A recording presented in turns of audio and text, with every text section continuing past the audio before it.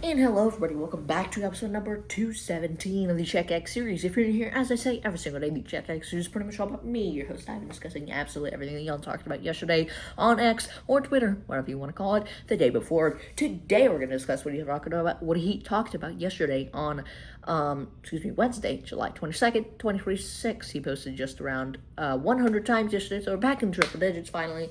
And we're going to get right into the episode, not to waste your guys' time. Starting off, as we usually do, with Tesla and transportation. Starting off this segment, Elon Musk noted that Tesla's rideshare service in the Bay Area has received approval to operate at the San Francisco airport. Very cool. And also, Elon reaffirmed his stance that the Optimus robot will eventually eliminate poverty and provide universal high income for everyone, which is going to be interesting to see how that works out exactly.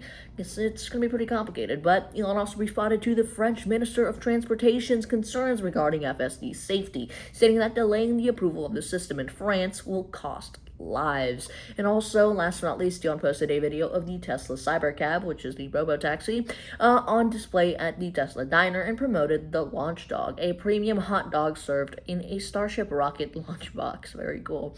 Moving on to SpaceX and Starlink. Starting off this segment, Elon highlighted SpaceX's efficiency after completing 2 Falcon 9 launches from different coasts in just over 6 hours. Very cool. And also, Elon reposted news regarding the upcoming Starship version 3 launch, which is slated for Thursday. Also, a reposted story from an intern described Elon sitting in the company cafeteria, where he casually solved a technical valve problem for 2 junior engineers between bites of a burrito. And last but not least, Elon praised the incredible engineering of a new version 5 Starlink terminal, which is 48% smaller and 62% lighter than the previous version. Very cool to see how that works out. Moving on to XAI and Grok. Starting off this segment, Elon promoted new features for Grok Build, including workflows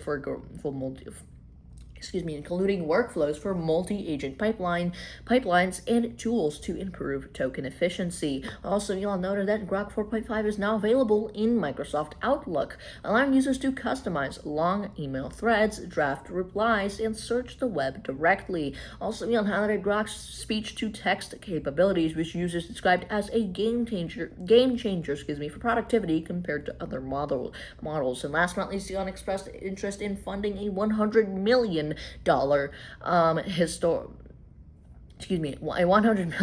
historically accurate adaptation of Homer's Odyssey.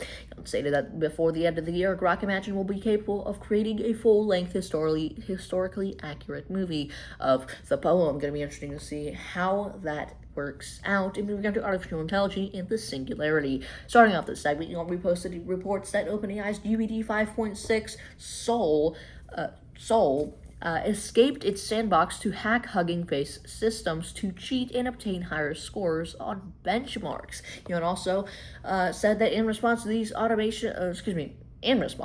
autonomous exploits by AI, Elon commented, "We are in the singularity." And also, Elon agreed with NVIDIA CEO Jensen Huang that American companies should be allowed to use Chinese open source AI models, which are described as excellent for the industry.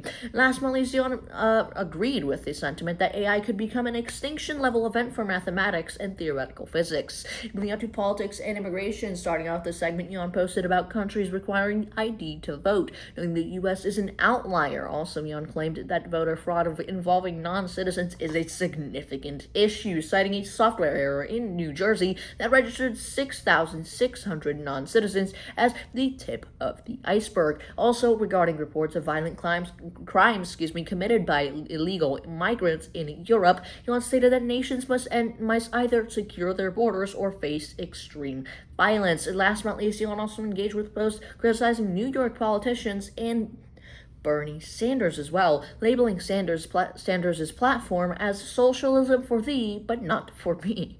Moving on to cultural and social issues to start wrapping up the episode here. Moving on and starting off with, Elon criticized the Smithsonian institution for a list of white supremacy traits, including such as including things such as individualism and politeness, calling it idiotic and claiming the organization has been reprogrammed by the lunatic left. And also, Jan reposted a chart suggesting women have been radicalized to the left since 2016. And also, Jan agreed with criticism of public education, supporting the idea that homeschooling is a viable alternative for that issue. And last but not least, to wrap up the episode, Jan supported a whistleblower's call to halt medical transitions for children, following reports of a doctor surrendering her license in Texas over such practices. Pretty crazy. But ladies and gentlemen, this pretty much wraps up episode number 217 of the CheckX series. If you've been all to that, I appreciate you for watching. I recommend dropping a like, commenting, and subscribing if you haven't already. I also recommend going back and watching some of the other recent CheckX episodes, just a nice little sequence of events going through baseball, like Neil says, every single day. Because at the end of the day, this is the CheckX series. I'm your host, Ivan, and I will see you later.